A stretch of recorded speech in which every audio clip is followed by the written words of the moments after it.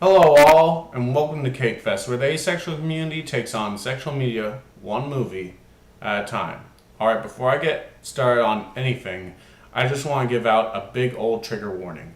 If you are sensitive to talks about sexual violence or sexual assault, then you probably shouldn't watch this video. It could actually trigger you, and I wouldn't want that to happen. So, big old trigger warning. If you need to, back out now. Alright? Alright. Yes, because today we are taking on the big one. I Spit on Your Grave. The remake. I own the remake, so I went with it. I know I'll have to take on the original someday. I'll probably do another episode on the original, but we're going with the remake today. So, horror fans, please don't go out of your minds, okay? Okay. The film follows Jennifer, played very well by Sarah Butler, a small-time writer who has gone out to a cabin in the woods to isolate herself from the world and write her latest book. While there, she is brutally attacked and raped by a group of men. Afterwards, she takes it on herself to fight back and get justice. So it seems like a debate on a film like this can only ever go two ways. Way number one, it goes too far. This is just sick. And way number two, you can never go far enough in content. This film rocks. Freedom of speech. Freedom! Screw you, censorship. To be honest, both of these arguments are kind of dumb. So I'm actually going to talk about this film in a way that it should be talked about, as a serious film that takes on some serious topics, namely rape and rape culture. The question, though, is, of course, does the film do these subjects justice, or is it just exploitation trash? Rape scene itself is pretty graphic, so if you are sex repulsed or can be triggered, this isn't the film for you. But it's not graphic in the way you would think it would be. The attackers constantly treat Jennifer as an object and insult her with every degrading word that's in the book. They seem to dedicate themselves to lowering her to an animal. There's this one part where they make her act like a horse. And this is what just keeps going on and on and on. Not the rape, but the downgrading and the humiliation of our lead. Now, if you look into serial rapists and killers, this is actually kind of common. It all being about power and having control over someone else. They lower her down so they can build up themselves. So the scene is oddly, in a sense, kind of spot on. Another thing to note that the film gets rather right is before being attacked, Jennifer does some drugs and drinks a bit. After what happened to her, one of the characters she talks to about the attack uses said drink as a reason not to believe her and to blame her for what happened. This is 100% spot on. I have no idea why this is, but it seems whenever someone is sexually assaulted, people look for loopholes as to why it doesn't count. Oh, the person was drinking, so it doesn't count as rape. Oh, the person is a sex worker, so that doesn't count. Oh, the person consented at first and then changed their mind. Oh, the person was a guy. Oh, the person had a really short skirt on. Oh, they're dating, so it can't count. You can't rape someone you're dating. Listen up. Rape is simply when sex has been forced on someone and proper consent was not given. All these things are rape, and they all count.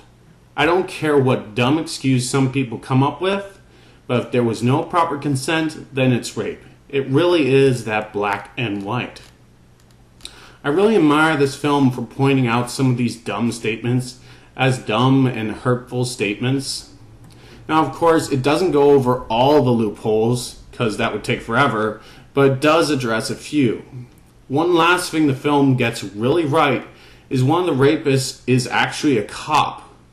Going to the law enforcement if you have been sexually assaulted is actually sometimes a really horrible idea. There are countless numbers of rape kits in the US that have simply been ignored. Police are often so unbelievably uncaring of rape survivors that a police investigation into rape has the urban name The Second Rape. I've even heard of a few cases where, on reporting they were raped, survivors have been arrested for it. No, that's 100% real. There's a link under this video about one said story. By making one of the rapists a cop in the film, the filmmakers are right out calling the law system on this BS. And that takes some guts. They are openly saying cops are at fault for a rape. Like, that's a bold statement, and bravo to the filmmakers for doing that. So that's free out of free. This film actually gets a lot right about subject matter. Now, of course, a pretty valid argument can be made against the film. If this film is so dedicated to showing rape as bad in a way, and helping out rape survivors, then it's kind of silly that the film itself could trigger someone with PTSD who has been sexually attacked. Like, it's not really that helpful if it's setting people off. And people's triggers are nothing to make light of. Thus, all the trigger warnings in this video itself.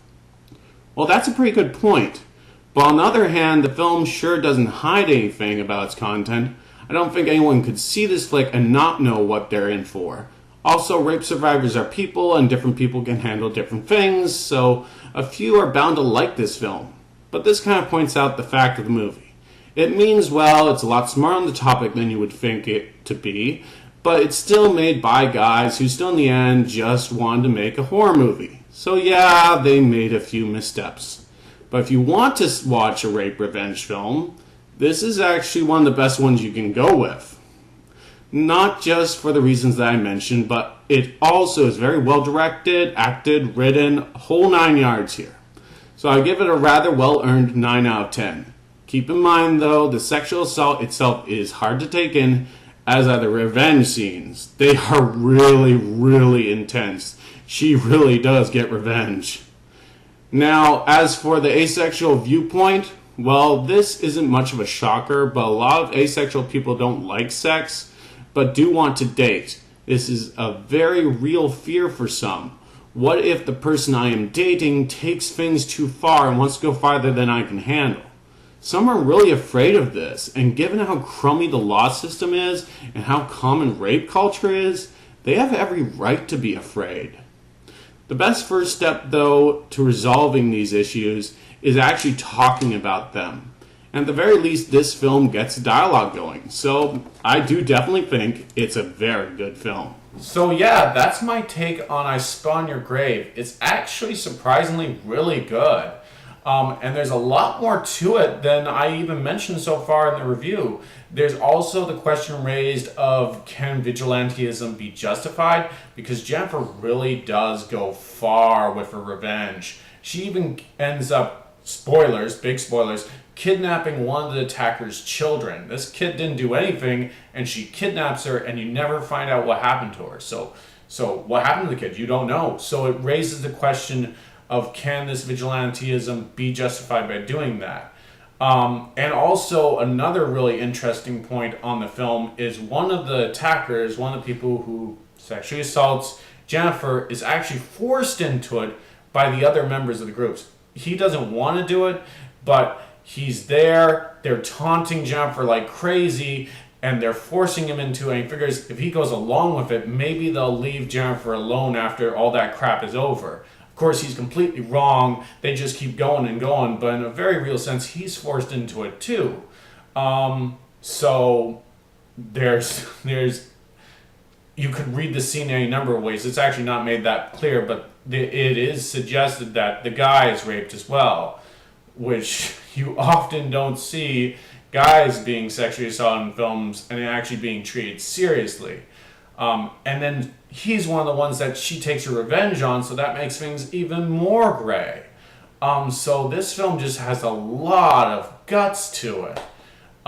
So I think it should actually be admired by that, and if you can actually handle it, and if you can't handle it, that's alright, but if you can actually handle it, it's a darn good movie to see. So hopefully you enjoy it if you do watch it, and have some cake.